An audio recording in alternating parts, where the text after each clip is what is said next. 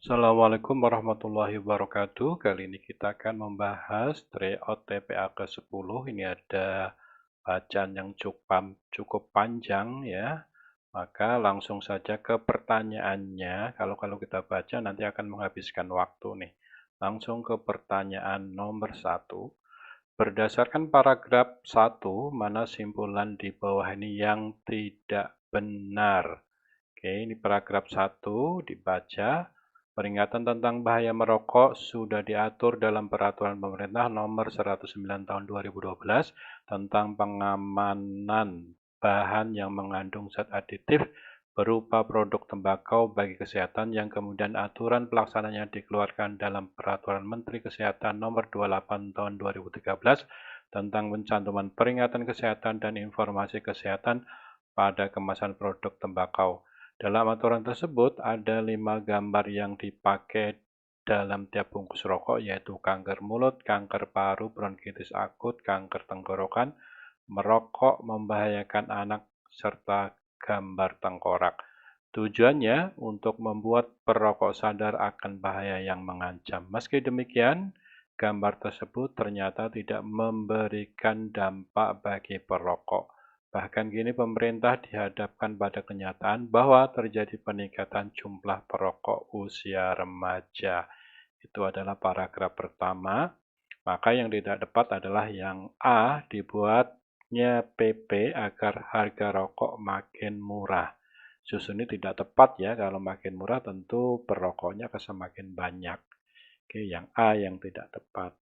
Adapun yang B, dibuatnya PP tentang bahaya rokok agar masyarakat mengurangi konsumsi rokok, tentu tepat. C, bahaya yang mengancam akibat merokok membuat pemerintah peduli dengan mengeluarkan peraturan pemerintah, tepat.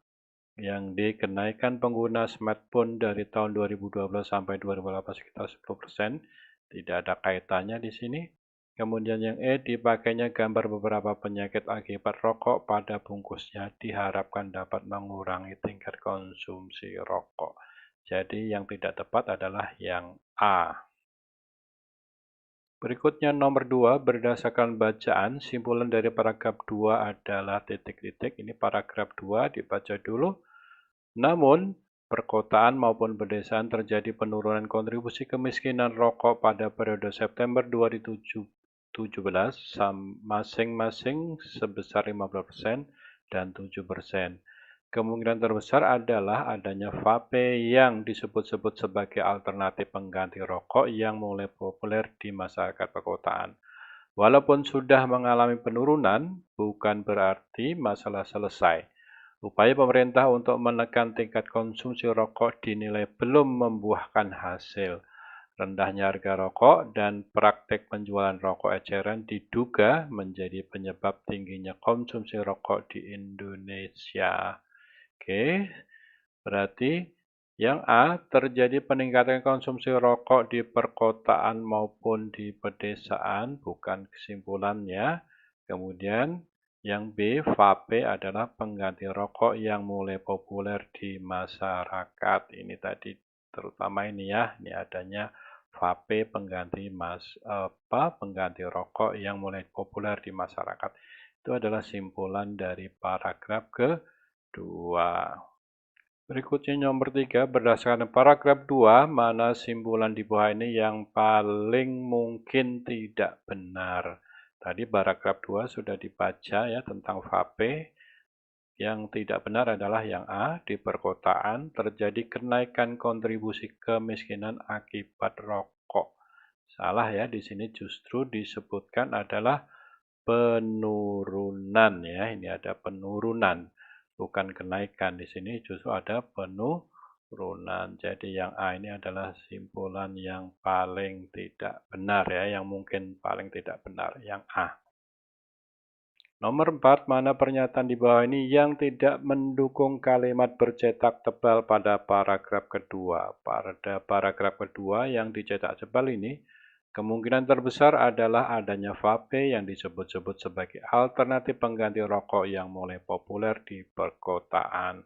Tentu yang mendukung adalah yang E ya, yaitu harga vape yang cenderung lebih murah dan tidak menimbulkan efek samping dirasakan mengurangi tingkat konsumsi rokok yang Nomor 5, berdasarkan grafik di atas, ini grafiknya, pada September 2017 kontribusi rokok terhadap kemiskinan di pedesaan sebanyak ini ya 2017, maaf grafiknya kurang jelas ini di sini adalah 10,7% ya di sini 10,7%. Selanjutnya nomor 6, berdasarkan grafik 1 apa yang paling mungkin terjadi di Indonesia pada tahun berikutnya adalah yang C. Kontribusi kemiskinan akibat rokok mungkin akan makin turun, tetapi pemerintah tetap belum bisa menurunkan tingkat konsumsi rokok. Berikutnya nomor 7, tadi nomor 7 ada bacaan yang cukup panjang juga ini, maka langsung saja ke pertanyaannya, yaitu berdasarkan paragraf 1, simpulan yang benar, langsung dibaca paragraf 1, ini paragraf 1 ya. Suatu hari sebelum larangan mudik berlaku per Jumat 24 April 2020, jumlah pemudik dari Jabodetabek yang tiba di Wonogiri melonjak drastis. Peningkatan jumlah pemudik dari wilayah Jabodetabek menuju Wonogiri itu berdasarkan laporan dari data terminal tipe Agiri Adipura Wonogiri di Selogiri. Berdasarkan laporan data tersebut, pada Kamis 23 April 2020, jumlah penumpang datang menumpang bus Jakarta Wonogiri mencapai 2.456 orang. Padahal selama beberapa hari sebelumnya rata-rata jumlah penumpang yang datang kurang dari 1.000 orang per hari. Sementara pada hari Jumat 24 April 2020 hingga pukul 12.00 WIB, jumlah penumpang yang datang turun lagi menjadi 990 orang. Jadi pada hari terakhir sebelum larangan mudik ditetapkan, jumlah pemudik yang datang di Wonogiri total 3.446 orang. Ini adalah paragraf pertama. Tentu, ini simpulan yang benar adalah yang B, yaitu beberapa hari sebelum diberlakukan larangan mudik, rata-rata jumlah penumpang yang datang kurang dari 1.000 per hari. Ini jelas ya, disebutkan di sini. Nih, kurang dari 1.000 per hari rata-ratanya ya, sebelum. Ya. Oke, tentu yang A tidak tepat. Yang A ini beberapa hari sebelum diberlakukan larangan mudik, rata-rata jumlah penumpang yang datang lebih dari 1.000. Kurang ya, yang betul adalah kurang. Yang C juga tidak tepat. Beberapa hari sebelum diberlakukan larangan mudik, rata-rata jumlah penumpang yang datang kurang dari ini juga tidak tepat, karena di sini yang adalah 1.000 ya. Yang D, beberapa hari sebelum diberlakukan larangan mudik, rata-rata jumlah penumpang yang datang adalah 1.000. Bukan adalah 1.000, tapi kurang dari 1.000. Kemudian yang E, beberapa hari sebelum diberlakukan larangan mudik, rata-rata jumlah penumpang yang datang adalah ini juga kurang tepat. Bisa dilihat di jawaban paragraf 1. Nomor 8, berdasarkan paragraf 3, pernyataan yang paling mungkin dengan adanya kebijakan larangan mudik adalah titik-titik. Paragraf 3, ini paragraf 3 dibaca dulu. Larangan penggunaan transportasi berlaku pada kendaraan yang keluar masuk wilayah PSBB, zona merah persebaran COVID-19. Juga wilayah aglomerasi yang telah ditetapkan PSBB seperti Jabodetabek, mulai tadi malam Kamis pukul 24 WIB, akses jalan menuju wilayah yang dilarang untuk keluar masuk kendaraan mulai dijaga petugas. Jadi, bus dari Jabodetabek yang ke Wonogiri harus sudah keluar dari wilayah tersebut sebelum pukul 24.00 WIB. Kata dia saat ditemui di solopos.com di ruang kerjanya Jumat. Oke, itu adalah paragraf ketiga. Maka yang paling mungkin tentunya yang C, yaitu bus antar kota, antar provinsi atau AKAP di Wonogiri kemungkinan besar akan berhenti beroperasi ya, karena memang ditutup ya kalau mau ke Jakarta.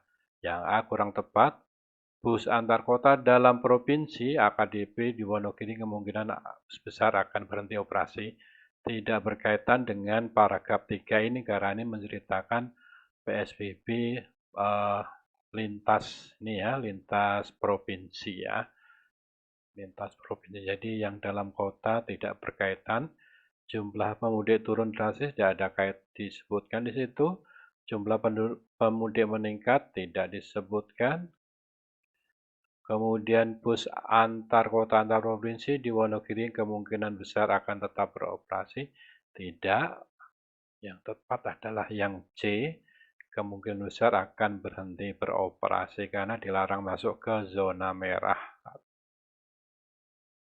Nomor 9, berdasarkan paragraf 3, mana pernyataan yang paling mungkin yang menyebabkan bus Putra Mulya tidak beroperasi dari Wonogiri ke Jabodetabek maupun sebaliknya? Tentu yang pas adalah yang ini ya.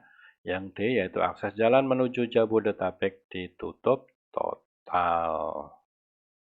Nomor 10, pernyataan yang tidak mendukung berdasarkan paragraf 1 bacaan di atas adalah yang A tentunya, yaitu 1 minggu sebelum larangan mudik berlaku per Jumat 24 April 2020, jumlah pemudik dari Jabodetabek yang tiba di Wonogiri melonjak drastis. Yang nomor B, pilihan B, pada Kamis 23 April 2020, jumlah penumpang datang menumpang bus Jakarta Wonogiri mencapai 2.456. Berdasarkan laporan data tersebut, pada Kamis ini, jumlah penumpang yang datang bus Wonogiri adalah 2.456. Ini tentu mendukung ya, mendukung paragraf yang pertama. Adapun yang tidak mendukung yang ini ya. 1 minggu sebelum larangan mudik berlaku ini, jumlah pemudik tiba di Wonogiri melonjak drastis. Ini tidak mendukung paragraf 1. Kemudian yang C, pada hari terakhir sebelum larangan mudik ditetapkan jumlah pemudik yang datang di Wonogiri total sekian. Ini ada di sini, di kalimatnya ini, di paragrafnya ada. Yang D juga begitu. Pada Jumat 24 April 2020 hingga pukul 12 WIB, jumlah penumpang yang datang 990 orang.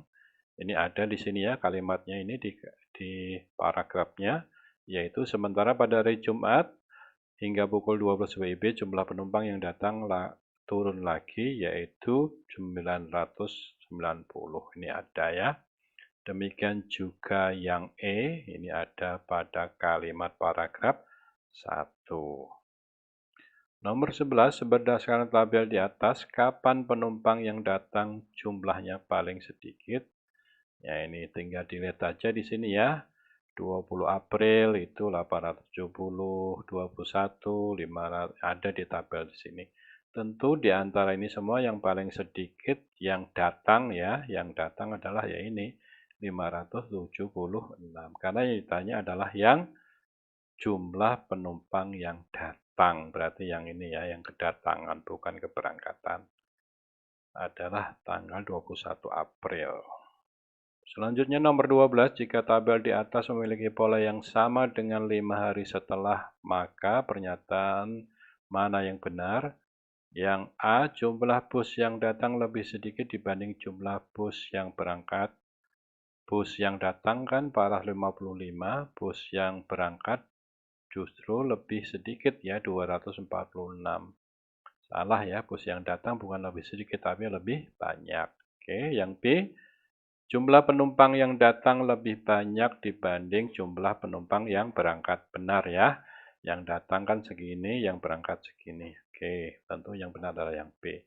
Yang C, banyak bus yang datang selalu mengalami peningkatan. Tidak selalu ya, kadang ini turun, naik, kadang naik, kemudian kadang turun. Oke. Yang D, banyaknya penumpang yang datang selalu mengalami penurunan. Tidak juga ini turun, justru di sini naik ya, naik lagi kemudian baru turun. Yang E, jumlah penumpang yang datang sama dengan jumlah penumpang yang berangkat. Tidak sama ya, yang datang ini, yang berangkat segini.